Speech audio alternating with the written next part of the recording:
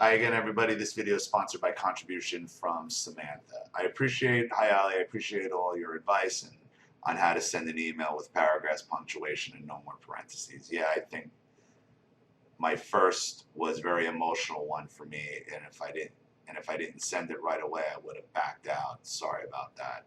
You make really good points. It seems like an exercise in showing everyone how to set boundaries and communicate feelings. For me, anyway. You aren't set up with staff to proofread and edit before you read for a live video. That's how it is. I think you're doing a great job. To me, when I talk about my issues, it seems dumb, but then I look back on it and there's a lot of good information. This channel of yours is really working and helping a lot of people. Okay, so here's my video topic. Narcs who want to control what you eat. You have a lot of stories about this topic because it's an everyday thing. Everyone has to eat every day and the narcs want to be in control. Well, I had the usual clean your plate discipline when I was growing up. My mom tried to mitigate the harshness with this with allowances. She would let us eat less of something if we really hated it. There was a general rule that you had to try everything at least once. This sounds reasonable, but you don't know the angst and backlash if you said you didn't want to try something or you didn't like something. My dad took it very personally when I said, I don't like these scrambled eggs with green peppers in it. He yelled and said he had to eat everything that was set before him unless it made him physically sick. I said, I do feel sick to my stomach. He said, you aren't sick. When I was a kid, I was throwing up on my back porch and I still had to eat it. I don't know what he was talking about from his childhood. I remember thinking, but I do feel like throwing up. He said, if you aren't throwing up, you are faking and you can eat it. Maybe I had said that I was sick to my stomach and he said, no, you're not. I do not. It was very upsetting. I never threw up, but I felt horrible. I wasn't a picky eater. I ate everything. I didn't like tomatoes as a preschooler, and my mom said that was normal for young babies. She told me in first grade to try again because your taste buds change. I did, and I loved them. I would eat anything. I was an active and thin child and didn't have a problem eating anything except egg omelet with green peppers, and I would rather not eat liver.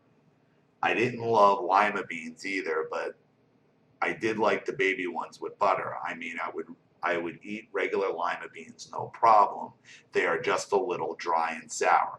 I'm trying to show that I'm not a picky eater and I'm adventurous to try new things. Even if you are a picky eater, you're not liking something because you're trying to be a dick about it or an asshole. Your taste buds either like it or they don't. Okay, and I hate it when people do this. Okay, they try to force you something that they don't want, that they don't like eating. Find something else. That person's taste buds doesn't agree with them. If somebody wants to like something, they're going to eat it because eating's enjoyable. I don't understand this torture and the throwing up thing. I've talked about Precious, how he would eat fried chicken and fucking frozen dinners and pots every day, 3 to 4 times a day. However, while I was basically rationed. At the same time my food was being rationed, I was being called a fucking food pig and a hog and watch your food around him because he'll grab your food around other people. Because the only time I ate properly when other people were fucking there. And then I was made fun of for it. Meanwhile, the fucking family fuckwad dinner at our house consisted of this. My mother cooking, and my mother can cook. She just purposely makes her food uneatable with green shit and disgusting concoctions and she thinks it's funny. It's like penance to her. It's like I think she enjoys eating disgusting things. Like she'd ruin anything. She'd ruin rice or meat with some disgusting marinade, some ridiculous thing that she would put on it. She would always do something to fuck it over. Now, Precious, being the fat little fuckwad he was, okay, and I guess to probably further discourage me from eating. My mother would force him to try to eat something at the dinner table that she cooked every fucking night.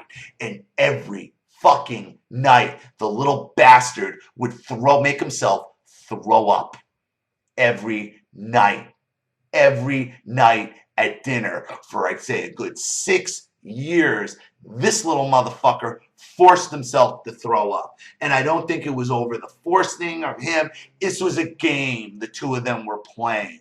You eat this, throw up in front of him, and make it so your brother is so disgusted he can't eat. As we're pulling food away from him. But then when other people are around, I'm a big pig. And it's funny how my brother, one of the things he accused me of is being this scrawny little thing when we were, when I talked to him last summer. Funny for him to call me scrawny as he's getting fed fried chicken and fucking tater tots 3 times a day. Oh, I didn't like the greasy lamb my grandmother made for my dad one holiday meal. Okay, lamb is disgusting. Lamb sucks. Liver sucks. Lima beans suck. Nobody likes that shit. Virginia used to cook with lamb all the time because she was Armenian, and that's big in Armenian cuisine. But it wasn't food, it was punishment. Ugh, lamb.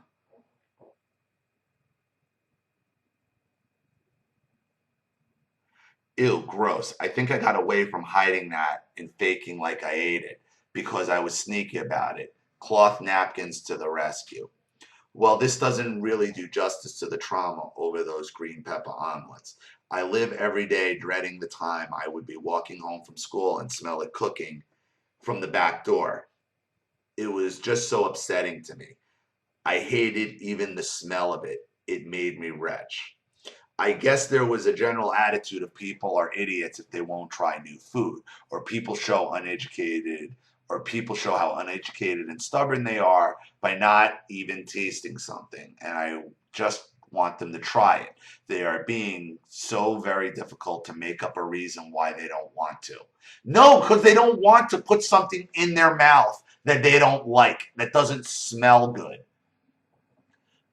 People know when the food is cooking before you eat it, how it smells, basically how it's going to taste. If it don't smell good, it's not going to taste good, by and large.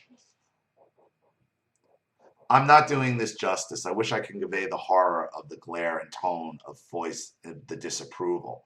All of this over a bite of food. Now, mind you, Charlene's mother made her eat out of the garbage because she didn't want to eat a donut, because she didn't like donuts. Charlene's was another picky eater. This is something narcissists do. They use food as a means of control, and we end up having problems with it for the rest of our lives.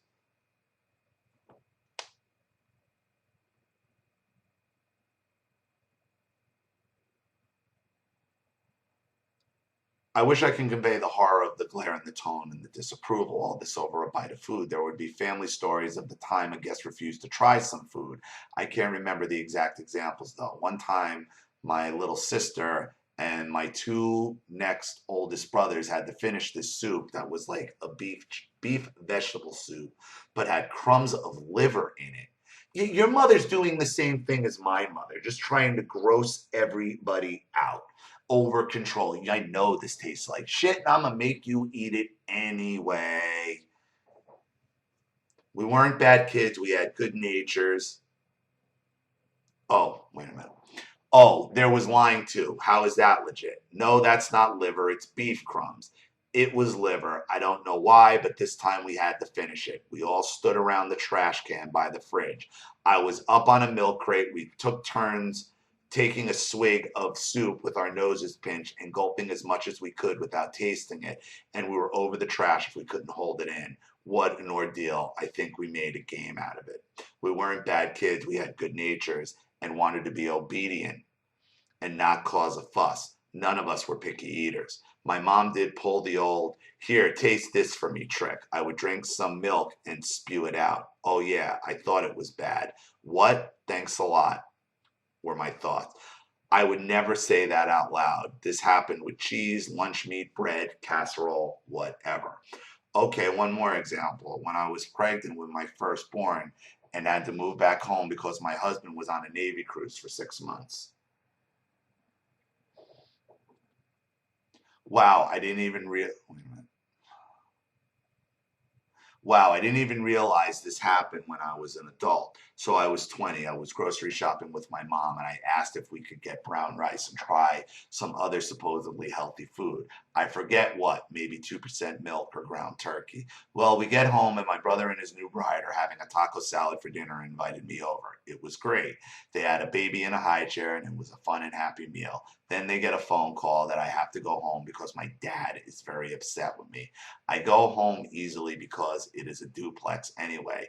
I can see my mom is upset and worried, and my dad is frowning. He is angry with me because I made my mom buy brown white rice and she made it for him for dinner, and he can't eat this shit. He goes on and on how he works all day and has to come home to this. Wow, I was destroyed over it. I didn't want to cause anyone any trouble. I just know I wasn't going it wasn't going to be for dinner that night. I thought it was to stock up. We couldn't we have gotten a small bag of white and brown rice? I could try it. I could try it for lunch or something. I wasn't going to tell him what to eat. That's it. Any opinions and insight would be greatly appreciated. Thank you, Samantha. You should have taken the rice and shoved it right in his mouth. Look, the narcissist uses food as a means of control. And it's why a lot of us have food issues. Bad ones. Bad ones. I mean, you've all seen my weight, what it's done. And that's because it's satisfied. It's finally being able to get to eat what you want. And that instant satisfaction is what leads to it. All right, your mother set you up with that. So your father would, shut up, you fucking baby.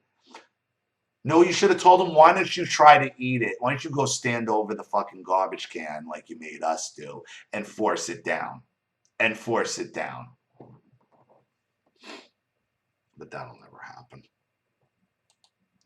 So the best thing, obviously, is to continue no contact. But food has and always will be a means of control for the narcissist.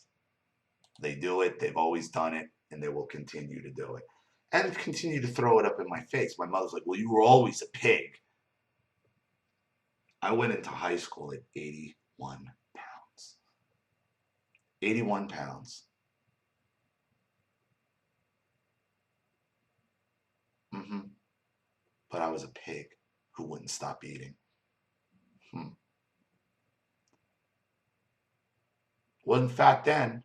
I wasn't fat until I started really eating, until I did fulfill that narcissistic prophecy and make myself into a pig and nearly eat myself to death. To death. So, thank you for your contribution and thank you for your story, Samantha. I really appreciate it. Thank you, everybody watching. Please leave any opinions or advice in the comment section below. And again, if you want your story read on the channel, you have a topic you'd like me to cover or a narcissist you'd like to expose, you know what to do with the PayPal link that supports the channel and my email link to send your stories to. And remember, when you do send me your story, please put at the top of the email whether the story is with or without contribution and what name you would like to go by. This is Ollie Matthews. Thanks for watching. See you all again soon.